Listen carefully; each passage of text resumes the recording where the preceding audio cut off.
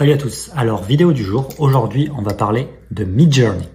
Un petit tutoriel complet sur Midjourney. Et en fin de vidéo, je vous montrerai qu'il existe une application Midjourney pour ceux qui n'aiment pas l'interface de Discord.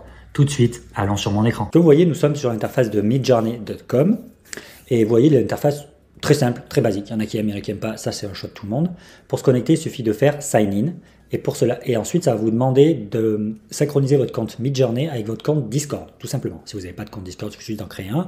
Discord est une application de chat comme peut être WhatsApp, Telegram ou autre, un peu plus poussée avec des groupes, des serveurs et ainsi de suite, mais sinon c'est juste ça. Je pense que Discord est un très bon choix de la part de Midjourney, tout simplement parce que ils n'ont pas eu à s'embêter à créer un UI, à créer un site web pour que les gens puissent interagir avec leur modèle. Eux, leur modèle, il est derrière, et eux, ils ont juste eu à se focus sur le modèle d'IA, ce qui fait qu'aujourd'hui, Midjourney est un des modèles d'IA de génération d'images les plus puissants du monde, sans avoir à se préoccuper, ah oui, mais faut que le bouton soit là, il faut que le design soit comme ça, et ainsi de suite. Je sais que ça pénalise des gens, mais moi, je trouve que c'était un très bon move de la part de Midjourney de choisir Discord. Pourquoi pas WhatsApp? Pourquoi Telegram? Pas Telegram, ça je sais pas, il faudrait poser la question au fondateur de Midjourney. Mais moi qui aime beaucoup Discord, je trouve que c'était un super move. Donc une fois que vous êtes connecté, vous allez arriver sur une interface que je montrerai juste après. Juste avant, je vais vous parler de... On va décaler ma tête, pardon. Je vais vous parler de la Showcase. Showcase, en fait, on peut voir les images que des gens génèrent en ce moment sur Midjourney. Les plus connus, on va se mettre en light mode, enfin tout site web, tout basique. Et on a surtout, ce qui est très intéressant, c'est le prompt qu'on peut copier et qu'on peut coller dans Midjourney. Mais on verra ça tout à l'heure. Une fois connecté à Midjourney, vous allez arriver sur cette interface qui va vous demander un abonnement, parce que Midjourney n'a pas de formule freemium. Au tout début, il en avait une, mais aujourd'hui, elle n'existe plus. Donc en fait, il y a le 8$ par mois, 24$ par mois, 48$ par mois si on paye annuellement, ou 96$, mais alors là, 96$ à mon avis, c'est top level. Personnellement, j'ai le 8$ par mois qui me suffit amplement pour ce que j'ai à faire. Et ensuite, dans l'interface, il y a d'autres choses. Explore, c'est le même onglet que tout à l'heure, c'est qu'on voit les vidéos créées par les utilisateurs, celles qui sont mises en public, et ensuite on peut avoir les prompts, comme on a vu tout à l'heure. Ensuite, on a les images que nous-mêmes nous avons générées. Ça, c'est des petits tests que j'ai fait avant la vidéo, qu'on peut filtrer, ainsi de suite. Comme vous voyez, en haut, il y a cette barre qui s'appelle Imagine. Cette barre de recherche, en fait, prochainement, Midjourney va créer leur application web. Ils sont en cours de création. Aujourd'hui, on n'y accède que si on a généré plus de 1000 images avec Midjourney. Si on n'a pas généré plus de 1000 images, on n'a pas accès à cette interface. On est obligé de passer par Discord. Moi, ça ne me dérange pas. Je trouve que Discord, comme je l'ai dit plus tôt, est une super interface pour générer des images. Et ensuite, rate des images, c'est les images que l'on peut noter en disant celle-là elle est bien, celle-là elle est pas bien, pour aider à entraîner le modèle, tout simplement. Donc maintenant, nous allons devoir générer une image. Il y a plusieurs manières de générer une image sur Midjourney, soit par l'interface web, comme j'ai dit plus tôt, il faut avoir généré plus de 1000 images. Il existe une application mobile que je vous montrerai tout à l'heure qui permet de le faire sans passer par Discord. Et sinon, il suffit d'aller sur Discord. Donc, on ne va pas se compliquer la vie sur quelle image on va générer. On va prendre cette image de chat. On va copier le prompt et on va aller générer l'image sur Discord. Donc, on est dans Discord, on est dans le serveur Midjourney de Discord où on est automatiquement ajouté une fois qu'on a créé notre compte et qu'on a synchronisé notre compte Discord avec notre compte Midjourney. Et ensuite, il explique les règles à suivre. Avoir un abonnement, aller dans le canal Newbie, et dans le canal Newbie, faire /imagine et coller le prompt. Et là, en fait, on est au milieu de toutes les autres personnes qui génèrent des images, en fait, et on peut voir et on peut s'en servir aussi, nous, pour générer nos images. Mais il existe d'autres manières que je vous montrerai juste après. Là, on est en train de montrer la première version. Il y a la version Newbie, la deuxième version pour pouvoir générer nos propres images. Le temps qu'il est en train de le faire, je vais commencer à vous montrer. Comme vous voyez là sur la gauche de Discord, il y a le bot Midjourney. En fait, si on fait un clic droit dessus ou un double clic avec le pad du Mac, on peut envoyer un message. Et quand on envoie un message, on crée une converse avec le bot Midjourney. Et de celle-là, on peut directement faire /imagine pour envoyer des prompts à Midjourney. On peut aussi générer des images par là. Et la dernière option, c'est celle que je préfère, c'est qu'on peut ajouter le bot à notre serveur Discord ou à n'importe quel serveur Discord sur lequel on est admin. Moi, j'ai mon petit serveur Discord privé où je suis tout seul dessus, où je fais mes tests. Je me suis créé un canal Midjourney où j'ai ajouté le bot. Il n'y a que moi et le bot, comme vous voyez. Et je peux, pareil, interagir avec le bot. Comme ça, j'ai mes propres images à moi que je génère sur ce canal-là. Voilà toutes les différentes étapes. Une fois que l'image est générée, comme vous voyez, là c'est moi, on voit qu'il y a 4 images. Il m'a généré 4 images qui sont toutes très jolies, il n'y a rien à dire. Et on peut choisir d'en prendre une ou de créer des variantes de cette image-là. Je m'explique. Par exemple, l'image 1 me plaît bien. Moi, aujourd'hui, c'est l'image 4 qui me plaît bien. Donc, si je clique sur U4, il va me sortir l'image 4 en grand. Comme ça, je vais pouvoir l'enregistrer en grand format. Mais on peut aller un peu plus loin que ça. On peut choisir de l'upscale en lui laissant un peu de créativité, en essayant de rester le plus possible comme elle est l'image. Je vous avoue que varie, je ne sais pas exactement ce que c'est. Je pense que c'est des variations de l'image. On peut faire un zoom out, de 2, de 1,5, ou on choisit la truc. Et ça, en fait, ça permet de faire en sorte que l'image ne soit pas centrée. On peut faire en sorte que le chat soit décalé sur la gauche. Donc là, je lui demande de lancer un build sur ça. Donc là, il va commencer à créer un modèle. Et on va voir ce qui va en sortir. Une fois que c'est fait, on ira générer des images sur mon propre serveur. Ça sera beaucoup plus simple. Mais vous voyez déjà qu'avec Newbie, on peut déjà faire beaucoup de choses. Il faut savoir que toutes les images générées dans Newbie, dans le canal Newbie, et quand on discute avec le bot, sont publiques. Donc vu qu'elles sont publiques, elles apparaissent ici. Et tout le monde peut les voir. Si vous les générez sur votre propre serveur, vous avez accès aux settings du bot pour lui dire que je veux que mes images restent en privé. Mais c'est la seule option qui permet d'avoir des images privées. Et comme vous voyez, ça a généré 4 versions de l'image. Ça 46% n'est pas encore fini, mais ça a généré 4 versions de l'image où le chat, il est pas centré, tout simplement. Et donc après, même combat, soit je régénère, soit je fais des variantes de l'image de la version 4, soit j'upscale la version 4.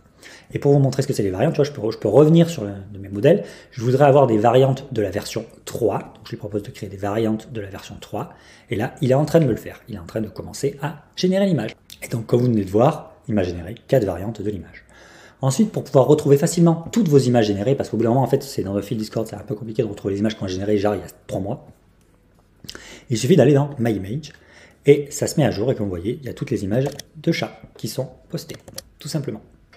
Je peux retrouver facilement toutes les images que j'ai générées pour pouvoir la prendre, l'enregistrer ou retrouver dans quelle version Midjourney j'étais et quel prompt j'ai utilisé.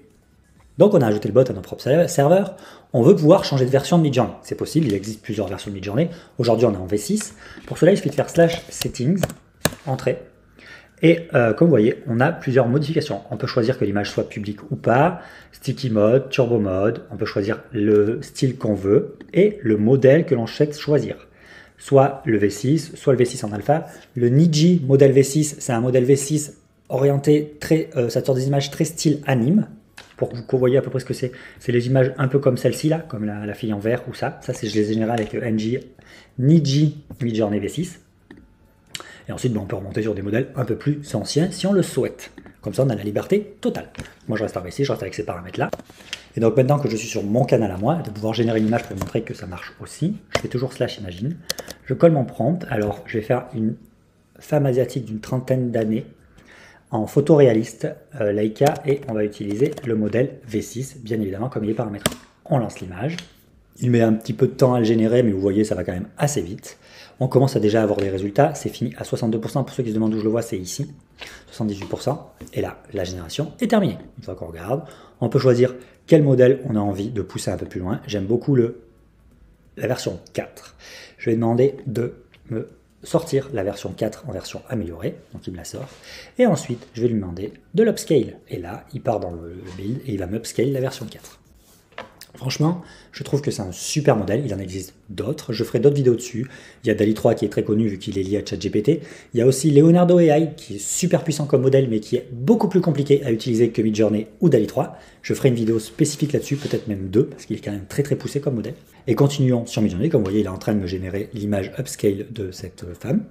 Avec cette V6, en tout cas, Midjourney met une claque à tout le monde parce que les images photoréalistes, elles sont assez folles et on peut très facilement créer des images de toutes pièces où c'est hyper compliqué de savoir si elle a été générée par IA ou pas. Bien sûr, si on prend le temps de regarder l'image, il y a des petits détails qui vont pas, il y a des choses qui paraissent pas naturelles. Mais cette image-là passe au milieu de mon fil d'actualité sur Instagram. Franchement, je suis pas sûr d'arriver à voir qu'elle est générée par IA. Clairement. Si vous y arrivez, moi je vous dis respect, mais en étant en mode scroll, je suis vraiment pas sûr qu'on y arrive. Midjourney possède une autre fonction. Je vais pas toutes les montrer, mais j'en montrer une autre qui est super intéressante. C'est que vous trouvez une image sur Internet que vous trouvez jolie. Mais en fait, vous pouvez lui demander de la décrire.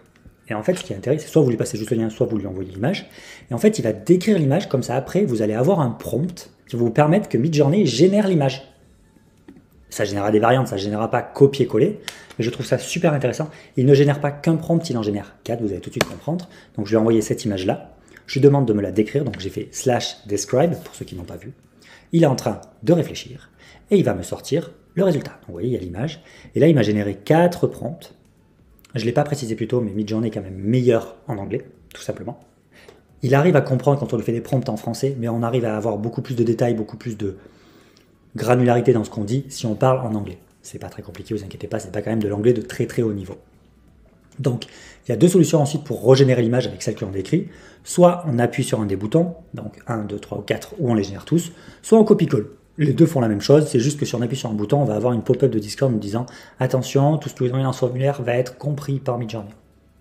Dans le bot Midjourney, mais comme en fait c'est un prompt qu'il a lui-même écrit, c'est juste une petite sécurité de Discord, donc des fois je préfère faire un petit copier-coller, comme ça va plus vite. Comme j'ai dit plus tôt, je préfère largement ce qu'a fait Midjourney, comme ça ils se sont focus vraiment sur le LLM, sur la puissance du LLM, en laissant lui le design et la conception du bot à Discord. Eux, ils se sont juste connectés à l'API de Discord, tout simplement. Et je trouve ça beaucoup plus intéressant. On aime, on n'aime pas, c'est un choix. Moi, j'aime beaucoup et je trouve ça dommage que les gens critiquent. C'est une très très bonne chose. Imaginez, vous avez Midjourney sur WhatsApp. Pour ceux qui utilisent majoritairement WhatsApp. Vous avez Midjourney sur Messenger.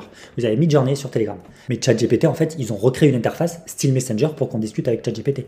Ils auraient pu l'intégrer à Messenger, à WhatsApp ou à Telegram. C'est possible, mais ça sera le fait d'une autre vidéo. Donc, continuons, vous voyez, j'ai ma description d'image. Lui, il le fait en style photoréaliste parce que j'ai pris le 3. Néon réalisme, c'était le style qu'il avait choisi. Donc on a celle-là. Je pense que je vais prendre la version 2. La version 2 est très très jolie. Je vais lui demander d'améliorer la version 2 pour qu'on la voie un peu mieux.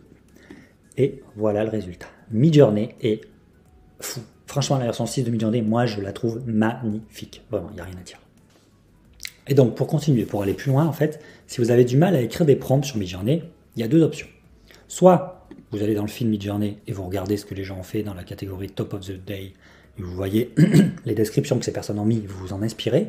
Soit, si vous avez un abonnement à ChatGPT, il existe plusieurs GPTs, dont un qui s'appelle Mid Prompt V6, qui est assez intéressant pour vous aider à générer des prompts. En fait, vous faites I want to prompt, generate a prompt for MG, for a Pikachu wearing a t-shirt, help me. Et donc ensuite, il y a une petite erreur, mais il a quand même généré les prompts. Il génère 5 prompts et il nous propose de les essayer. Donc on va prendre le premier et on va aller l'essayer tout de suite pour voir le résultat. Hop. Donc vous voyez, il a pris en compte tous les paramètres. On lance la génération et voilà. Donc il a pris un parti plutôt photoréaliste, assez intéressant. Les 2 premiers prompts, il n'a pas compris que je voulais qu'il porte un t-shirt rouge. Le 3 est plutôt bien fait. Il a le t-shirt rouge, on a Pikachu. Je l'aurais fait un peu plus gros, mais on a Pikachu. Et là aussi on l'a. Sur les 2 premiers, on a... C'est intéressant, mais c'est pas Pikachu. C'est pas ce que je voulais faire. Bref. Donc voilà, vous pouvez comprendre, vous vous servir du prompt Midjourney.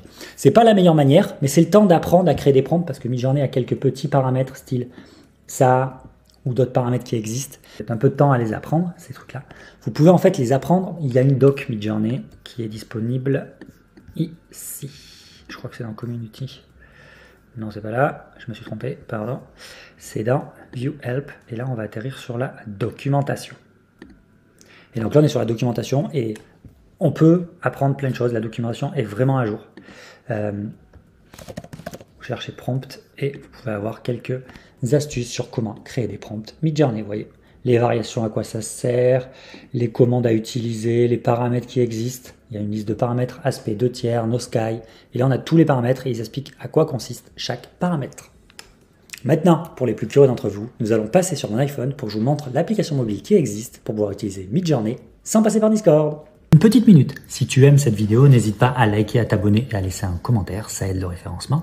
Et si tu souhaites aller encore un peu plus loin, tu trouveras en description un lien vers une liste d'outils IA utiles et pratiques au quotidien, style ChatGPT, Midjourney et bien d'autres. Certaines sont très peu connues. Sur ce, on repart à la vidéo. Ce qui nous intéresse, c'est Midjourney. Le logo est une petite personne avec des cheveux verts, tout simplement. Je vais lancer l'application pour vous montrer comment elle est faite. Donc l'application se lance. Comme vous pouvez voir, c'est un design très application asiatique. Pour ceux qui connaissent, c'est un peu le fouillis. Il y en a un peu dans tous les sens. Ce qui nous intéresse le plus, c'est la barre du bas avec Feed, Imagine et You. You, c'est notre partie. Imagine, c'est là où on crée des images. Et Feed, c'est le feed comme sur l'interface web. Dans le feed, comme vous voyez, en fait, on peut scroller d'image en image. On peut quand même générer de là, mais ça nous intéresse pas. Et là, vous voyez, on peut scroller. Et c'est le même principe que sur l'application web. Si on sélectionne une image, on va pouvoir avoir toute la description de cette image. On va sélectionner ce petit poisson là. Et comme vous voyez, en fait, tout ce qu'il y a en surbrillant, c'est les upscale, les créatives ou autres. Et tout ce qu'il y a avec écrit en vert avec un fond truc, ça, c'est le prompt qu'il a utilisé. Et on peut cliquer dessus et ça auto-ajoute le prompt à notre barre de génération. Ensuite, on va aller dans l'onglet You. Cet onglet-là nous intéresse. Comme vous voyez, par exemple, j'ai l'abonnement mais basique, c'est le même que Midjourney parce que je me suis connecté avec mon compte Discord, tout simplement. Et les settings, c'est changer des petits paramètres, mais ça ne m'intéresse pas. Et là, on a notre feed de toutes les images que nous avons générées. Et quand on en sélectionne une, par exemple, je sélectionne Pikachu, vous voyez, on voit tout ce que je peux faire avec l'image et le prompt que j'ai utilisé. Et donc, revenons à Imagine, l'onglet Imagine. On voit notre feed de toutes les générations qu'on a fait. Et ce qu'on voit passer en bas là, pause et tout, c'est des images qui viennent d'être générées à part d'autres utilisateurs. Ça peut nous aider à avoir des idées de prompt ou autre. On peut faire pause pour l'arrêter, on peut faire close pour le fermer et pas l'avoir qui pollue notre feed. Ensuite, on va avoir l'input qui nous permet d'ajouter notre description. Si on clique sur l'espèce de petite règle croisée, c'est là où on choisit le ratio. Les settings, c'est pour savoir si on a un fast ou pas. Et le style, c'est pour choisir un style à notre image directement de base. C'est très très intéressant et c'est plus rapide. C'est là qu'on peut aussi changer de modèle. Donc vous voyez, c'est comme ça qu'on peut avoir le modèle V6 ou autre. Tout simplement. Je vais faire très simple, comme vous pouvez voir. Je vais prendre le prompt de l'image de derrière, je le copie, ça l'envoie automatiquement dans le truc et je le print. Je n'ai pas parlé japonais, c'est un prompt que j'avais trouvé hier pour tester l'application. Et là, il va me la régénérer. Comme vous voyez, il y a la barre de génération en bas. Et j'ai oublié de dire, tous les prompts, toutes les images générées arrivent aussi dans l'interface web. Et quand on clique dessus, ça nous permet de les charger tout simplement pour les afficher. Vous voyez, ça nous a généré 4 images, bien évidemment. On peut les upscale, on peut les rendre créatifs, même chose que d'habitude. Voilà, cette petite application Midjourney. Je pense que celle-là, c'était un test de la part de Midjourney pour voir s'ils arrivent à avoir une application mobile qui tienne la route. Et je pense qu'ils en feront une prochainement qui s'appellera Midjourney. Elle risque de sortir dans l'année une fois qu'ils auront fini l'application web, tout simplement. J'espère que cette vidéo t'a plu. Si c'est le cas, un petit like, un petit partage et un commentaire, ça fait toujours plaisir. Si tu souhaites que je fasse d'autres tutoriels sur des IA génératives d'images comme Midjourney, Leonardo AI, DALL-E 3 et j'en passe, n'hésite pas à le mettre en commentaire et me dire sur quelle IA tu veux que je fasse un tutoriel. Et si tu souhaites aller encore un peu plus loin, premier lien en description, liste d'outils IA utiles et pratiques au quotidien. Et certains sont très peu connus. Sur ce, tchuss tout le monde!